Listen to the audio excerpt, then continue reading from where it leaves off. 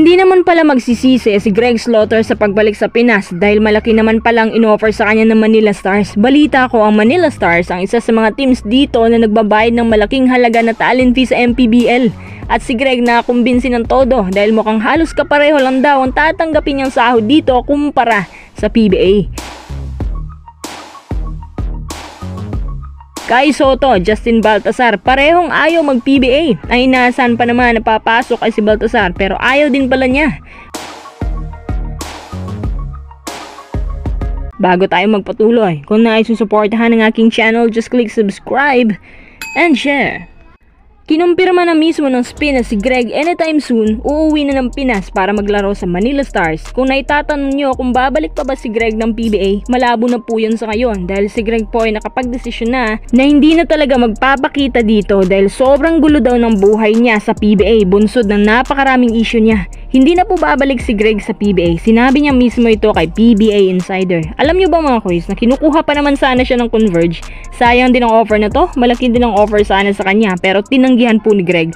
Para sa akin, kahit wala ka na sa PBA Greg, as long as nasa Pinas ka, pagpipiestahan ka talaga ng mga tao. Pero no choice siya kasi wala nang trabaho naghihintay sa kanya sa Japan. Ngayon naman na uuwi na si Greg para sa MPBL.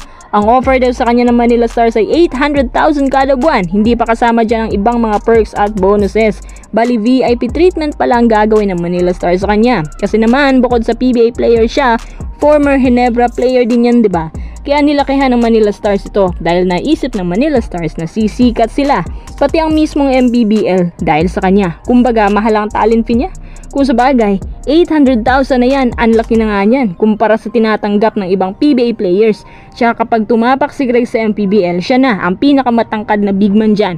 Mahirapan yung ibang bigman sa MPBL kasi wala naman masyadong quality ang bigman dyan sa MPBL. Matutuwa si Manny nito. Kung tungkol naman sa performances niya, wag lang mag-expect ng sobra ang MPBL dahil si Greg may kaabagalan talaga. Tapos kung tungkol naman sa defensive prowess, nakakadepensa pa naman pero hindi matibay at madaling malusutan ng guards. Sa shooting at perimeters, 50-50 lang din. Yung power play naman kaya pa.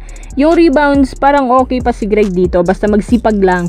Overall, medyo 50-50 talaga kaya hindi na nakakapagtaka kung binitawan na siya ng Fukuoka. Masarap kang buhay sa Japan pero kapag wala kang trabaho, nga.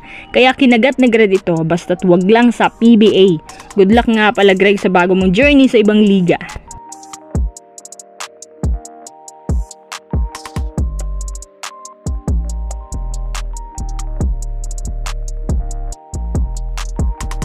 Tara, next update. Pag-usapan naman natin itong umano malaking offer ng Converge kay Kai Sotto at kay Justin Baltazar. Nako, pinaghirapan pa naman ng Converge pero mukhang malabo pa pala na papasok si Baltazar.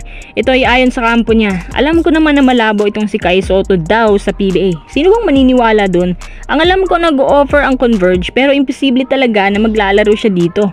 Si Baltazar pala, ganun din. Hindi daw muna magpapadraft si Baltazar sa PBA dahil meron daw siyang ibang liga na nais puntahan or di kayo mananatili lang muna siya sa MPBL. Ang sakit naman noon para sa PBA. Malaki pa naman na expectation ng Converge kay Baltazar na papasok na siya sa PBA. Ngayon, kukumbinsin na naman ni Gov Delta ito kasi nga biglang umatras. Si Justin Baltazar po ay napaka-praktikal. Sa sobrang praktikal, halos hindi na siya aalis sa MPBL which is para sa akin wrong move yan. Hindi mag-i-spread ng wings ni Baltazar kapag nakatago lang sa MPBL ang talento niya. Higit sa lahat, walang mag-i-scout sa kanya para sa mas bigating career sa labas. Ang lumalabas kasi na parang nanghinayang na or nawala na ng gana si Baltazar sa overseas dahil sa nangyari sa kanyang issue doon sa KBL at pinarusahan pa nga siya doon, naban ata siya. Kaya mas gusto na lang ni Baltazar sa mga low-key na liga, kahit PBA lang sana.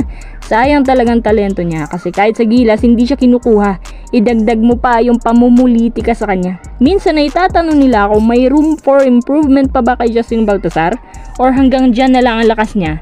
Ayos lang ba kay Baltazar na hanggang sa tumanda siya sa MPBL pa rin siya maglalaro?